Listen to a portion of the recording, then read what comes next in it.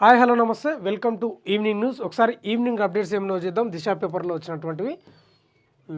రాజగోపాల్ రెడ్డి వార్త వచ్చింది. నాపై బీఆర్ఎస్ దుష్ప్రచారం చేస్తుంది, సోషల్ మీడియాలో వచ్చేవి నమ్మొద్దు. ఎమ్మెల్యే కోమటిరెడ్డి రాజగోపాల్ రెడ్డి తాను రాజీనామా చేయబోతున్నట్లు బీఆర్ఎస్ పార్టీ సొంత పార్టీలోని కొందరు తనపై దుష్ప్రచారం చేస్తున్నారని మునుగోడు ఎమ్మెల్యే రాజగోపాల్ రెడ్డి మండిపడ్డాడట. ఇవాళ యాదాద్రి భువనగిరి జిల్లా చౌటుప్పల్ మున్సిపాలిటీ కేంద్రంలోని లక్కారం చౌటుప్పల్ మున్సిపాలిటీ కేంద్రంలోని చెరువులను పరిశీలించి గంగ పూజ నిర్వహించారు. ఈ సందర్భంగా ఎమ్మెల్యే మాట్లాడుతూ ప్రజలు దుష్ప్రచారాలను నమ్మవద్దని, నేను ఏదైనా నిర్ణయం తీసుకుంటే ప్రెస్ మీట్ పెట్టి ప్రకటిస్తానన్నారు. నేను ప్రస్తుతం సిన్సియారిటీ కలిగిన కాంగ్రెస్ కార్యకర్త, ఎమ్మెల్యేలని పార్టీ అధిష్టాన నిర్ణయం మేరకే పని చేస్తానని తెలిపారు. మీరు కాంగ్రెస్ పార్టీ సిన్సియర్ కార్యకర్త అని అంటున్నారు, కానీ గతంలో బీజేపీలోకి పోయినారు. అది కథ. మున్సిపాలిటీ డెవలప్మెంట్కు 500 కోట్లతో ప్రణాళిక రూపుదిద్దుకోబోతుందన్నారు. చౌటుప్పల్ చెరువు నుండి ఎలాంటి నష్టం జరగకుండా ముందస్తుగా ప్రణాళికలు వేసి దండు మల్కాపురం లక్కారం వద్ద వరద నీరును డైవర్ట్ చేయడంతో మున్సిపాలిటీ ప్రజలకు వరద ముప్పు తప్పిందన్నారు. అంటే సోషల్ మీడియాలో రాజగోపాల్ రెడ్డి రాజీనామా చేస్తున్నాడు, మంత్రి పదవి రాకపోవడంతో రకరకాల వీడియోలు సర్క్యులర్ అవుతున్నాయి. అది బీఆర్ఎస్ పార్టీ చేస్తుందా మరి ఏందో తెలియదు, కానీ ఆయన అయితే బీఆర్ఎస్ఏ చేస్తుందని ఆయన చెప్తున్నాడు. ఏం లేదు, నేను ఏం చేస్తలేను, నమ్మొద్దు బీఆర్ఎస్ ప్రచారం, దుష్ప్రచారాన్ని నమ్మొద్దు, నేను కరుడుగట్టిన కాంగ్రెస్ పార్టీ కార్యకర్తనని చెప్తున్నాడు. మరి కరుడుగట్టిన కాంగ్రెస్ పార్టీ కార్యకర్త అయితే బీజేపీలోకి ఎందుకు పోయినావు కదా, గతంలో పోయినావు, మునుగోడ్ల బై ఎలక్షన్ తెచ్చినావు, ఓడిపోయినావు. నమ్మేటట్లు ఉండాలేదన్నా మాట్లాడితే. మీరు మనుషులేనా? బిడ్డను కోల్పోయిన తండ్రి వద్ద డబ్బు డిమాండ్, బాధలో ఉన్న అతనిని జలగల పీల్చుకు తిన్న లంచ గుండులు, అన్ని దిగమింగుకొని పైసలు వెదజల్లిన పెద్ద ఆయన. ఆ తర్వాత సోషల్ మీడియాలో ఘటనలు వివరిస్తూ పోస్టు, సదరు బాధితుడికి అండగా నెటిజన్లు, అవినీతి పరులపై ఫైర్ అంట. ఏందా ఇది వార్త? కన్నా కూతుర్ని కోల్పోయి కుమిలిపోతున్న ఓ తండ్రి పట్ల కనికరం చూపాల్సిన అధికారులు, సిబ్బంది అత్యంత అమానుషంగా వివరించారు. అడుగడుగున లంచం డిమాండ్ చేస్తూ అతడి మనసును మరింత ముక్కలు చేసిన తీరు కలిసివేస్తుంది. ఇదంతా సామాన్యుడికి జరిగిందనుకుంటే పొరపాటే. Bharat petroleum corporation limited retired ఉద్యోగికి ఎదురైన చేదు అనుభవం అట. అంబులెన్స్ డ్రైవర్ నుంచి మొదలు పోలీస్ అధికారులు, శ్మశాన వాటిక, మున్సిపల్ సిబ్బంది వరకు దశల వారీగా అందరికీ చేతులు తడపాల్సి వచ్చింది. ఈ హృదయ విదారక ఘటనలకు సంబంధించిన వివరాలను సదరు తండ్రి సోషల్ మీడియాలో వ్యక్తం చేసిన ఆవేదన ఇప్పుడు వైరల్గా మారిందంట. ఇక డబ్బు లేని వారి పరిస్థితి ఏంటి? బెంగళూరుకు చెందిన బీపీసీఎల్ మాజీ చీఫ్ ఫైనాన్షియల్ ఆఫీసర్గా పరిచయం చేసుకున్న కె శివకుమార్ అనే వ్యక్తి లింక్డ్ ఇన్లో తన కూతురు చనిపోయిన సందర్భంగా ఎదుర్కొన్న చేదు అనుభవాన్ని వివరించినట్ట. ఇటీవల నా ఏకైక కూతురు 34 ఏళ్ళంట అమ్మాయికి మరణించింది. ఆ సమయంలో అంబులెన్స్ డ్రైవర్, ఎఫ్ఐఆర్ కోసం పోలీసులు, పోస్టుమార్టం నివేదిక, రసీదులు ఇవ్వడానికి శ్మశాన వాటిక, మరణ ధృవీకరణ పత్రం కోసం బృహత్ బెంగళూరు మహానగర పాలక కార్యాలయ సిబ్బంది వరకు బహిరంగ లంచం అడిగారని రాసుకొచ్చినట. పోలీస్ స్టేషన్లో తనను నగదు రూపంలో ఎలా లంచం చెల్లించాల్సి వచ్చిందో శివకుమార్ వివరించారు. బిడ్డ చనిపోయిన బాధలో ఉన్న తన పట్ల సానుభూతి లేకపోవడం చాలా విచారకరమైన స్థితి. ఏం చేయాలి తెలుసా వీళ్ళను? బిజినెస్ మ్యాన్ సినిమాలో మహేష్ బాబు కొడతాడు చూడు బ్రహ్మాజిని, కొడితే సౌండ్ అట్లా రావాలి సిగ్గులేని విధవలకు. నా దగ్గర డబ్బు ఉంది, నేను ఇచ్చుకోగలిగాను, కానీ డబ్బులు లేని పేదవాళ్ళ పరిస్థితి ఏమిటి అంటూ ఆవేదన వ్యక్తం. మీరు అనుకుంటారు కానీ మానవత్వం లేదు. సమాజంలో ఎన్నో దగ్గర ఉంటుంది మానవత్వం, కానీ చాలా మటుకు లేదు. చచ్చిపోయిన బాధలు ఆయన ఉంటే అంబులెన్స్ డ్రైవర్ నుంచి లాస్ట్ శ్మశాన వాటిక వరకు లంచమే అడిగినట. సిగ్గుండాలే. ఎఫ్ఐఆర్ కాపీ కోసం వెళ్తే పోలీసు అధికారులు కనికరం లేకుండా వ్యవహరించిన తీరును ఆయన తన పోస్టులో ప్రస్తావిస్తూ, ఇలా పోలీసులు డబ్బులు అడుగుతుంటే మాకు కుటుంబం ఉంది అనే భావన పోలీసులకు కలగడం లేదా అని నిలదీశారు. తన పోస్టును ముగిస్తూ శివకుమార్, నారాయణమూర్తి, అజిం ప్రేమ్జీ, మంజుదార్, బిలియన్ల డబ్బు ఉన్న పెద్దలు ఈ బెంగళూరు నగరాన్ని రక్షించగలరా అని ప్రశ్నించారు. అయితే శివకుమార్ పోస్టుపై నెటిజన్లు స్పందిస్తూ లంచవతారులపై తీవ్ర ఆగ్రహం వ్యక్తం చేస్తున్నారు. మీరే చెప్పాలి ఇక ప్రజలు. సిగ్గు శరం ఉండాలి కదా వీళ్ళకు, పోలీసు వాళ్ళకు కానీ, శ్మశాన వాటికకు సంబంధించి వాళ్ళకు కానీ, మరణ ధృవీకరణ పత్రం ఇచ్చేటోళ్ళకి కానీ, అంబులెన్స్ ఇంత లంచాలు అవా నాకు అర్థం కాదు. ఆయనకు డబ్బు ఉంది కాబట్టి ఇచ్చిండు, డబ్బు లేని పరిస్థితి ఏంది? అసలు నువ్వు అనుకుంటాం కానీ మనం చచ్చిపోతే ఎవడు బాధపడడు, మన కుటుంబ సభ్యులే బాధపడతారు తప్ప బయట ఎవడు పట్టించుకోడు మనల్ని. బాగాలేదు పరిస్థితి, మొత్తం మానవత్వమే లేదు. ఇప్పుడు ఆయన చచ్చిపోయిన బాధలు ఆయన ఉంటే మరణ ధృవీకరణ పత్రం ఇచ్చేటోళ్ళు, తర్వాత ఎఫ్ఐఆర్ కాపీ, ఈ ఎఫ్ఐఆర్ కాపీ పోలీసుల కోసం పోలీసు దగ్గరికి పోతే వాళ్ళు లంచమే వీళ్ళు లంచమే, అందరు లంచాలు తీసుకున్నాక ఎట్లా లాస్ట్కు పోలీసు వాళ్ళు, అంబులెన్స్ డ్రైవరు మరణ ధృవీకరణ పత్రం కోసం పోతే ఆడ పైసలే, తర్వాత పోస్ట్ మార్టం నివేదిక ఆడ పైసలేనంట, రసీదులు ఇవ్వడానికి శ్మశాన వాటికి అక్కడ ఆడ లంచాలే. చి నిజంగా అది సినిమాలో డైలాగ్ ఉంటుంది, ఈ తుఫాను వచ్చి ఒకసారి వేసుకొని పోవాలి అందరినీ, నిజం వేసుకోపోవాలి. లేదు మానవత్వం లేదు, డబ్బు డబ్బు డబ్బు, మొత్తం డబ్బుకు పెరిగిపోయింది మొత్తం. ఎవరికి డబ్బు ఉంటే వానికి విలువ, అంతే. డబ్బు లేనివాడు ఉత్తదే.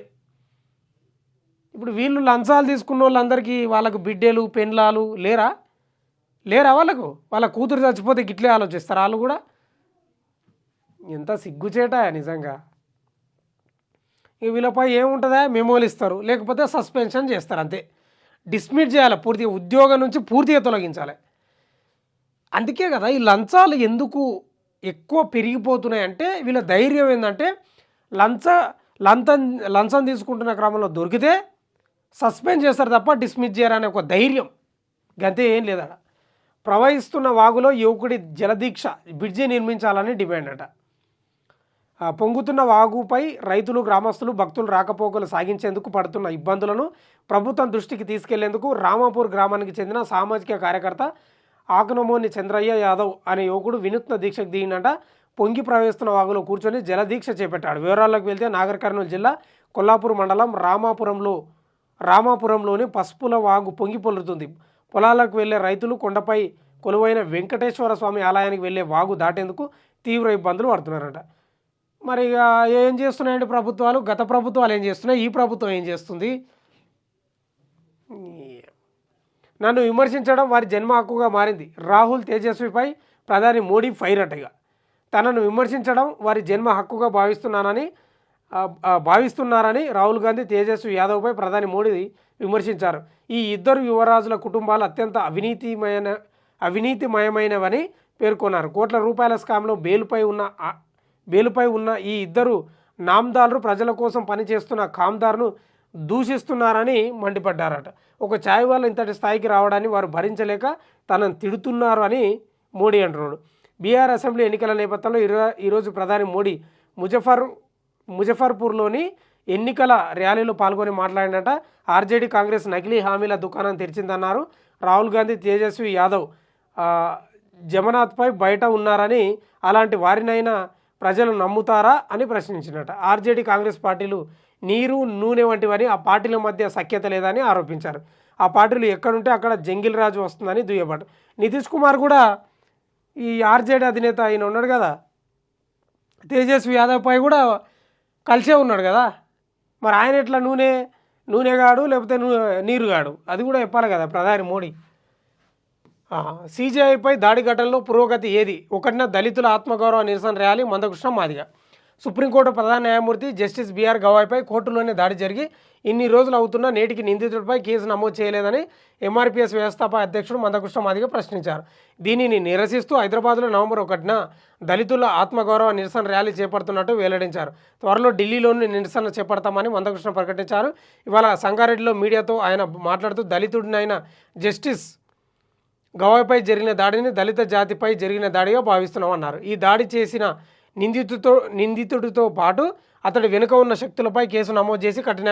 ఇక బీజేపీ ఉంది కదా మందకృష్ణ మాదిగ గారు కేంద్రంలో, మీరు కూడా కొంత దోస్తానే ఉంది కదా, మరి ఎందుకు చేస్తలేడు? డైరెక్ట్ ప్రధాని మోడీనే ప్రశ్నించరాదు? ఇక ఊకే వాళ్ళ నీళ్ళనేది ప్రశ్నించేది. అయ్యప్ప స్వామి ఆలయంలో చోరీ, కొమరం భీం ఆసిఫాబాద్ జిల్లాలో ఘటన. ఇక దేవుళ్ళను వదలరు, ఈ మామూలు ఇండ్లను వదలరు, అన్నీ దోసుకొని పోతారు. డిఆర్ఎఫ్ నిధులు వాడుకోండి, కలెక్టర్లకు డిప్యూటీ సీఎం బట్టి ఆదేశాలట. వరదలో కొట్టుకుపోయిన బైకు చెట్టు కొమ్మను పట్టుకుని బయటపడ్డ యువకుడు యువతి గల్లంతం. మోంతా తుఫాన్తో ఉమ్మడి వరంగల్ జిల్లాలో భారీ వర్షాలు కురుస్తున్నాయి. కాగా జనగామ జిల్లాలో మత్తడిని దాటేందుకు ప్రయత్నించిన ప్రేమ జంట బైక్తో పాటు వరదలో కొట్టుకుపోయిందట. ఈ ఘటన స్టేషన్ గన్పూర్ మండలం తిమ్మంపేట శివారులో చోటు చేసుకుంది. బరిగేల శివకుమార్ బక్క శ్రావ్య ఇద్దరు బైక్పై వెళ్తుండగా బోళ్ళ మత్తడి ప్రవాహం అధికంగా ఉండడం ఇద్దరు నీటిలో పడిపోయారట. అయితే శివకుమార్ మాత్రం చెట్టు కుమార్ పట్టుకొని ప్రాణాలతో బయటపడగా శ్రావ్య నీటిలో కొట్టుకుపోయింది. ఈ సమాచారం అందుకున్న ఎస్డీఆర్ఎఫ్ బృందాలు గాలిస్తున్నాయట. యువతి హనుమకొండలోని వాగ్దేవి డిగ్రీ కళాశాలలో చదువుతుందంట. ఇక ప్రేమ జంట. ఇల్లరికం అల్లుడి ఆత్మహత్య అత్తమామల వేధింపులే కారణమంట. అసలు ఇల్లరికం ఎందుకు పోయినావా బాబు నీవు? అత్తమామల వేధింపులు భరించలేక ఇల్లరికం అల్లుడు ఆత్మహత్య చేసుకున్నాడు. ఈ ఘటన కామారెడ్డి మండలం ఉగ్రవాయి మైసమ్మ ఆలయం షెడ్డులో ఇవాళ చోటు చేసుకున్నదంట. బాధిత కుటుంబ సభ్యుల ప్రకారం ఏం చెప్తున్నారంటే పాల్వంచ మండలం వాడి గ్రామానికి చెందిన అన్వేషరెడ్డి 5 ఏళ్ల క్రితం మాచారెడ్డి మండలం గణపూర్ గ్రామానికి చెందిన ఇల్లరికం వెళ్ళాడు. ఇవాళ ఉగ్రవాయి కట్ట మైసమ్మ ఆలయం వద్ద గల షెడ్డులో ఉరి వేసుకొని ఆత్మహత్య చేసుకున్నాడంట. ఘటన స్థలం వద్ద లభించిన సూసైడ్ నోట్లో అత్తమామలు వేధింపులు భరించలేక ఆత్మహత్య చేసుకున్నట్లు అన్వేష్ రెడ్డి పేర్కొన్నారు. పోలీసులు మృతదేహాన్ని పోస్టుమార్టం నిమిత్తం జిల్లా ఆసుపత్రి. చచ్చిపోతారా? అత్తమామలు వేధిస్తున్నారు, పెన్లను వేధిస్తున్నారు, చచ్చిపోతావా? ఇడిచిపెట్టాలి, విడాకులు ఇవ్వాలి, లేకపోతే ఇల్లరిక నుంచి బయటికి రావాలి. ఎందుకు నీ పెన్ల లేకపోతే బతకలేవా? అత్తమామ లేకపోతే బతకలేవా? ఇంత సమాజంలో నీవు బతకలేవా? ఇంత పీరుకోలేవా? అత్తమామను ఏమి వేధింపులు, నొటపీసు వేధింపులు వాళ్ళవి. ఇట్లా గంజిలో ఈగని తీసేసినట్టు తీసేసి రావాలి బయటికి. సిగ్గు లేకుండా చచ్చిపోయాడు. ఏం ఆలోచిస్తారేమో కొందరైతే ఎట్లుంటారంటే పెన్లను లేకపోతే బతకలేము, మేము అత్తమామ లేకపోతే బతకలేము, మాకు తోడు లేకపోతే బతకలేము, మాకు వాళ్ళు లేకపోతే బతకలేము. ఇది బంద్ చేసుకోండి. ఫస్ట్ ఒంటరిగా అయినా బతకనికే నేర్చుకోండి, ఆ ధైర్యాన్ని తెచ్చుకోండి. ఎప్పుడు మనకి ఎవరో తోడు ఏమి ఉండరు. ఇది ఎంత సిగ్గుపోయి ముచ్చట. సరే పేపర్లో వచ్చిందే చెప్తున్నాను, ఇంకేమైనా జరిగిందో నాకు తెలియదు. కానీ అత్తమామల వేధింపులో భరించలేక చచ్చిపోతారా? విడాకులు ఇచ్చి పడేయాలి నీకు నచ్చనప్పుడు నీలుగుతే. పిచ్చి కుక్కల స్వైర వ్యవహారం శెట్టిపాలెంలో ఉంగురికి గాయాలట. ఈ పిచ్చి కుక్కల మీద సుప్రీంకోర్టు ఏమో మొత్తుకుంటుంది. ఏం చర్యలు తీసుకుంటున్నారు ఏం కథ అంటే, ఒక పశ్చిమ బెంగాల్, హైదరాబాద్, తెలంగాణ, ఢిల్లీ తప్ప ఏవి కౌంటర్ దాఖలు చేయలే అఫిడవిట్ సుప్రీంకోర్టులో. మొన్న సీరియస్ అయిందిగా నవంబర్ 3 తారీఖు అన్ని రాష్ట్రాలు, ఈ 3 రాష్ట్రాలు కాకుండా పశ్చిమ బెంగాల్, ఢిల్లీ, తెలంగాణ కాకుండా అన్ని కేంద్రపాలిత ప్రాంతాలు రాష్ట్రాలన్నీ సిఎస్లు మొత్తం పోయి ఆడ హాజరు కావాలంట సుప్రీంకోర్టు ముందల. అంత నిర్లక్ష్యం ఉంది వాళ్ళకి. ఏం చేస్తాం? ఈ పిచ్చి కుక్కలతోటి పెద్ద పరిశాన్ అయింది. ఆ నిర్లక్ష్యానికి నిండు ప్రాణం బలి. ఎల్సీ తీసుకోకుండా ట్రాన్స్ఫర్ రిపేర్ అట. విద్యుత్ షాక్తో అసిస్టెంట్ లైన్మెన్ మృతి అంట. ఇది సమన్వయ లోపమే. ఎల్సీ తీసుకోవాలి కదా మరి. చిన్నపాటి నిర్లక్ష్యానికి నిండు ప్రాణం బలైన ఘటన యాదాద్రి భువనగిరి జిల్లా మోత్కూరు మండలం పాలడుగు గ్రామ శివారులో జరిగిందంతా. దత్తప్పగూడి గ్రామానికి చెందిన వర్సు సురేష్ కరెంటు డిపార్ట్మెంట్లో అసిస్టెంట్ లైన్మెన్గా పనిచేస్తున్నాడట. ఇక ఏమైంది, గ్రామ శివారులో బొడిగే కృష్ణయ్య పొలం వద్ద ట్రాన్స్ఫార్మర్ ప్లాట్ఫామ్ నుంచి ఒరిగింది. దానిని సరిచేసేందుకు ట్రాన్స్కో ఏఈ ప్రభాకర్ రెడ్డి మరొక హెల్పర్తో కలిసి వెళ్ళారు. ఎల్సీ తీసుకోకుండా జంపర్లు కట్ చేసి సరిచేసేందుకు ప్రయత్నం చేసిండు. ఈ క్రమంలో ట్రాన్స్ఫార్మర్ ఎల్టీ మెయిన్ వైర్ తాకి కరెంట్ షాక్తో సురేష్ కింద పడిపోయినట. ఈయనది కూడా ఓవర్ కాన్ఫిడెన్సే. ఎల్సీ అంటే పూర్తిగా ఆఫ్ చేసుకోవాలి. ఆ లైన్కు సంబంధించిన కరెంట్ ఉంటుంది కదా, అది ఆఫ్ చేసుకొని రిపేర్ చేయాలి. మనోడు అది ఆఫ్ చేసుకోకుండా చేసిండు. ఇది ఓవర్ కాన్ఫిడెన్స్ అంటారు దీన్నే. సింగూరు ప్రాజెక్టు వరద, మోంతా తుఫాన్ ఎఫెక్టు, 3 గేట్లు ఎత్తివేత, నీటి విడుదలట. ఇక కొన్నిసార్లు మన ఓవర్ యాక్షన్ లేకపోతే మన ఓవర్ కాన్ఫిడెన్సు మన కొంపలు అరుస్తుంది. అది గుర్తుపెట్టుకోవాలి. నువ్వు ఎంత సీనియారిటీ అయినా ఉండొచ్చు నీ యొక్క ఆ డిపార్ట్మెంట్లో, కానీ జాగ్రత్తలు కూడా తీసుకోవాలి కదా. అంత ఈజీగా గాలిలో బాణం విడిచినట్లు ఇడిస్తే కాదు కదా. ఆపత్కాలంలో ఆదుకోండి. జిల్లా కలెక్టర్లు, ఉన్నతాధికారులకు సీఎం ఆదేశం. ప్రతి ఒక్క అధికారి క్షేత్రస్థాయిలో పర్యటించాలని రేవంత్ సూచన అంట. తుపాను ప్రభావిత జిల్లాల కలెక్టర్లతో ముఖ్యమంత్రి వీడియో కాన్ఫరెన్స్. దెబ్బతిన్న పంటలు, రహదారులు నష్టాలను సీఎంకి వివరించిన అధికారులంట. ఇక కామారెడ్డిలో పోయి పరిశీలించవచ్చు. ₹1 లేదట. మరి వార్తలు అయితే రాలేదు నాకు తెలిసి. నేను రోజు వార్తలే చదువుతున్నా కదా. ₹1 ఇచ్చినట్లు ఏడ వార్తలు రాలే. ఉదదే ఇదంతా. తప్పించినోడే గాలిస్తున్నాడు. ఇంట్రెస్ట్గా 20 కోట్ల స్కామ్ కేసు, చేతికి చిక్కిన నిందితుడు ఎస్కేప్. ఎపిసోడ్లో షాకింగ్ ట్విస్ట్. నిందితుడి పరారికి సహకరించిన ఎస్ఐ ముంబై నుంచి తీసుకొస్తుండగా తెలంగాణలో మిస్. రంగంలోకి 5 స్పెషల్ టీంలట. అసలు ఏమైంది ఇది? హైదరాబాద్ పోలీస్ కమిషనరేట్లో ఓ కేసు దర్యాప్తు చాలా ఇంట్రెస్టింగ్గా మారిందట. ఈ కేసు ఇన్వెస్టిగేషన్ ఆసక్తి రేపుతుందట. చేతికి చిక్కిన నిందితుడిని వదిలేసిన అధికారి ఇప్పుడు అతని కోసం గాలిస్తుండడం ఒక షాకింగ్ ట్విస్ట్ను తలపిస్తుంది. అసలు ఏమైందంటే హైదరాబాద్ సిసిఎస్లో నెల రోజుల కిందట ఓ 20 కోట్ల రూపాయలకు సంబంధించిన మోసంపై బాధితుడి ఫిర్యాదుతో ఓ చీటింగ్ కేసు నమోదైందంట. అయితే ఉన్నతాధికారులు ఇటీవల ఆ కేసుకు సంబంధించిన నిందితుడిని పట్టుకురావాలని Hyderabad task force central zone టీంలోని ఎస్ఐతో పాటు మరికొంతమంది కానిస్టేబుళ్లను రంగంలోకి దించిందంట. ఈ టీం నిందితుడి ఆచూకీని గుర్తించి ముంబైలో అదుపులోకి తీసుకున్నారంట. ఆ తర్వాత సీన్ కట్ చేస్తే నిందితుడు ఎస్కేప్ అట. అంటే ఎట్లా అయింది? ఇంటి దొంగల పనేనా ఇది? ముంబైలో అరెస్టు, తెలంగాణలో పరారు. టాస్క్ ఫోర్స్ టీం ముంబైలో నిందితుడు, అతని భార్య, కూతురు కారులో ఉండగా అదుపులోకి తీసుకున్నారట. నిందితుడి భార్య, కూతుర్ని టాస్క్ ఫోర్స్ టీం తీసుకువెళ్లిన కారులో కూర్చోబెట్టుకుని ముగ్గురు కానిస్టేబుల్ ఎస్కార్టుతో హైదరాబాద్కు బయలుదేరారు. అయితే నిందితుడు, అతనితో పాటు ఎస్ఐ మాత్రమే కారులో హైదరాబాద్కు ప్రయాణమయ్యారు. ఇలా లాంగ్ జర్నీ సాగిన తర్వాత ముంబై నుంచి తెలంగాణలోకి ఎంట్రీ అయిన తర్వాత సదాశివపేటలో ఆగారు. అక్కడ నిందితుడు, అతని భార్య, కూతురితో పాటు ఎస్కేప్ అయ్యాడు. ఈ విషయాన్ని ఎస్ఐ స్వయంగా ఉన్నతాధికారులకు తెలియజేసినంట ఎస్ఐ. అయితే ఈ వివరణ పొంతన లేకుండా ఉండడంతో ఉన్నతాధికారులు వెంట వెళ్ళిన కానిస్టేబుల్ నుంచి వివరాలు సేకరించారు. నిందితుడు ఎస్కేప్ వెనకాల ఎస్ఐ పాత్ర ఉందని ఉన్నతాధికారులు అనుమానిస్తున్నారట. ఇక అప్పుడు తప్పించాడు, ఇప్పుడు గాలిస్తున్నాడు. నిందితుడు పోలీసుల నుంచి తప్పించుకోవడంతో ఉన్నతాధికారులు నిందితుడిని పట్టుకునేందుకు ప్రత్యేకంగా 5 టీంలను రంగంలోకి దించారట. గోవా, ముంబైతో పాటు ఇతర రాష్ట్రాల్లో గాలిస్తున్నారట. నిందితుడిని పట్టుకొని ఆ తర్వాత ఎస్కేప్కు సహకరించాడని ఆరోపణలు ఎదుర్కొంటున్న ఎస్ఐని కూడా ఇప్పుడు నిందితుడిని పట్టుకునే ప్రత్యేక టీంలో పెట్టడం గమనార్హం. 5 రోజులు గడుస్తున్నా తప్పించుకున్న నిందితుడి ఆచూకీ దొరకలేదని తెలుస్తుంది. నిందితుడు దొరికాక ఈ ఎస్కేప్ కోసం పెద్ద డీల్ జరిగిందనే ప్రచారంపై ఉన్నతాధికారులు ఎవిడెన్స్ సేకరించి చర్యలు తీసుకునే అవకాశం ఉంది.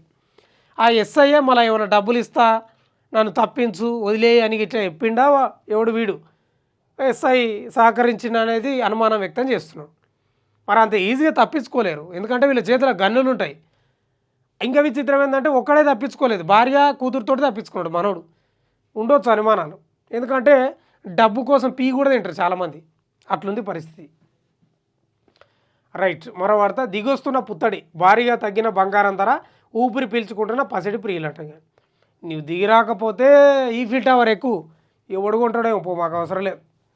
రైట్, ఎల్ఎండికి భారీగా ఇన్ఫ్లో, ప్రాజెక్టులోకి 54,000 క్యూసెక్ల వరద, 14 గేట్ల ద్వారా నీటికి దిగువకు వదులుతున్న అధికారులంట. బూర్ల తండాలో కొండ చిలువ భయంతో చంపిన స్థానికులంట. ఈ కొండ చిలువలు, ఈ వరదలు వస్తున్నాయి కదా, ఈ వర్షాలు చాలా మటుకు పొలాల్లోకి, గ్రామాలలోకి వస్తూనే ఉన్నాయి.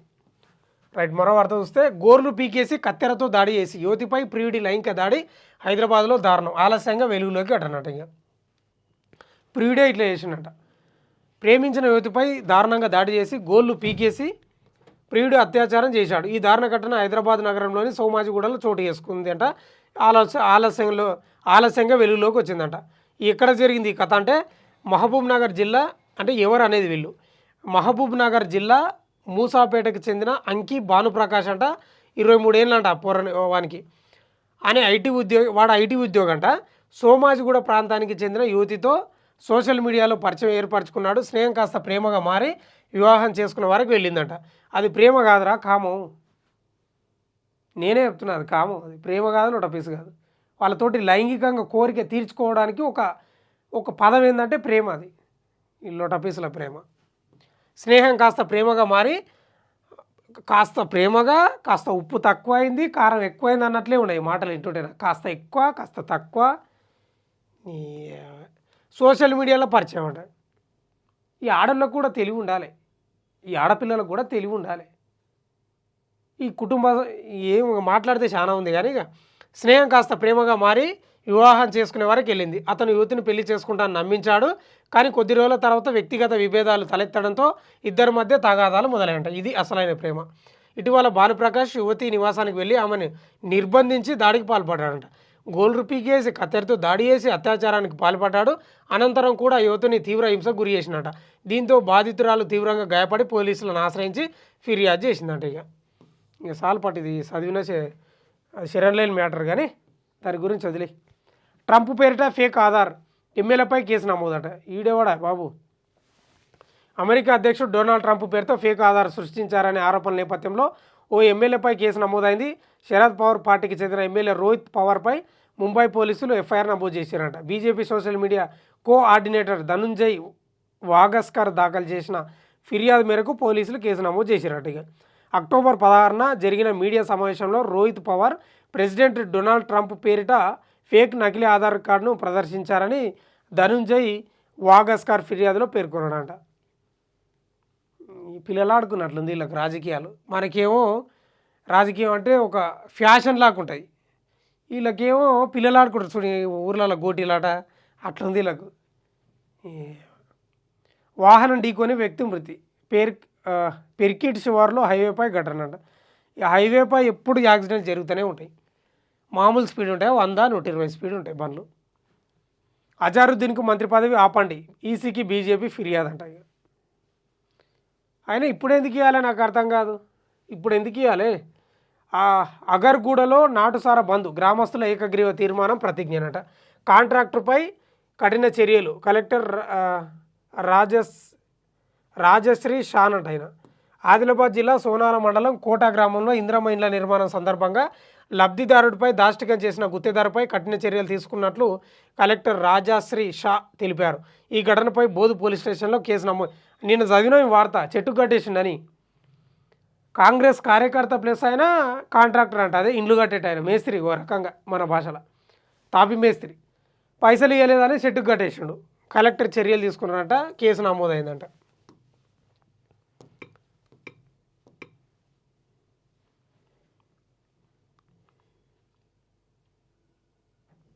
ఇంకేమున్నాయి? పొంగిన ఆకేరు, ఉధృతంగా ప్రవహిస్తున్న వాగట, పలు గ్రామాలకు నిలిచిన రాకపోకలు. రైతులు అయితే సోషల్ మీడియాలో చూస్తే ఏడుపు వస్తుంది. అసలు ఏడుస్తున్నారు తెలుసా, పంటలు కొట్టుకుపోయి అదే వాటర్ వాడి మొత్తం పంటలు పండుకున్నాయి, నీళ్ళల్లా తేలాడుతున్నాయి, పాపం ఏడుస్తున్నారు. వరంగల్ జల దిగ్బంధం, తెలంగాణలో భారీ వర్షాలు, ఉత్తర దక్షిణ జిల్లాలో ప్రభావం తీవ్రతనంట. ఇక వరదలో చిక్కుకున్న బస్సు, 15 మంది ప్రయాణికులు సురక్షితమట. ఇక వర్ధన్నపేటలో ఇది. ఇంకేమున్నాయి? గడ్డెన్న వాగు ప్రాజెక్టు 2 గేట్లు ఎత్తివేతనంట. 14,280 క్యూసెక్ల నీటి విడుదల. పాన్ షాప్ యజమాని దారుణహత్య, గౌస్ నగర్లో కత్తులతో దుండగుల దాడి. హైదరాబాద్ నగరంలో గౌస్ నగర్ ప్రాంతంలో పాన్ షాప్ యజమాని దారుణహత్యకు గురవడం కలకలం రేపింది. నిన్న అర్ధరాత్రి హెచ్కేజిఎన్ షాప్ యజమాని మోసిన్పై 3 నుంచి 4 దుండగులు కత్తులతో విచక్షణారహితంగా పొడిచి హత్య చేశారట. సమాచారం అందుకున్న బర్లగూడ పోలీసులు పోయి చూస్తే క్లూస్ టీమ్ ఆధారాలు సేకరించిందంట. మోయిసిన్ మృతదేహాన్ని పోస్టుమార్టం నిమిత్తం. అయితే హత్యకు వ్యక్తిగత విభేదాల, వ్యాపారంలో విభేదాల, పాత విరోధమా అనే కోణాల్లో పోలీసులు దర్యాప్తు చేస్తున్నారంట. పాత బస్తీల ఇది, పాత బస్తీల హత్యలు ఇట్లా బహిరంగంగా చేస్తున్నారు. ప్రభుత్వాలు ఏం చేస్తున్నావు, అధికారులు ఏం చేస్తున్నారు? రౌడీ షీట్లను ఏర్పడేయండి, ఓకే, ఉక్కుపాద మోపండి. ఏం సంపుడాలు ఇవి? కత్తులు, గన్నులతోటి పేల్చుడాలు, కాల్చుడాలు. వీళ్ళు ఉండి ఎవరికి సమాజానికి ఉపయోగపడి నాకు అర్థం కాదు. రౌడీ షీట్లతో ఎవరికైనా ఉపయోగమా? వాళ్ళ కుటుంబ సభ్యులకు కూడా ఉపయోగం ఉండదు. ఏం చేస్తారు? ఉత్తరప్రదేశ్లో ఘోర ప్రమాదం అంట. పడవ బోల్తో పాటు 8 మంది దుర్మరణం అంట. ఇక సాగర్ 22 గేట్లు ఓపెన్. సిరిసిల్ల నుంచి భారీ వరద, దిగువకు నీటి విడుదలంట. కలెక్టర్లతో కాసేపట్లో సీఎం సమీక్షనంట. కారు బొలెరడి, 4 గాయాలు. లోయలో పడిపోయిన కారట, 3 మృతి. హిమాచల్ ప్రదేశ్లో ఘటన. ఇంకా హిమాచల్ ప్రదేశ్ అంటే మీకు తెలుసు, మొత్తం కొండలు, కోనలు, గుట్టలు మొత్తం అవే ఉంటాయి. వరదలు వచ్చి కూడా చాలా నష్టమైంది ఉత్తరాఖండ్ అవన్నీ. ఇక్కడ ఏం లేవు కానీ ఇవి ఇవాళ ఈవినింగ్ న్యూస్. చూస్తూనే ఉండండి DD9 వార్త.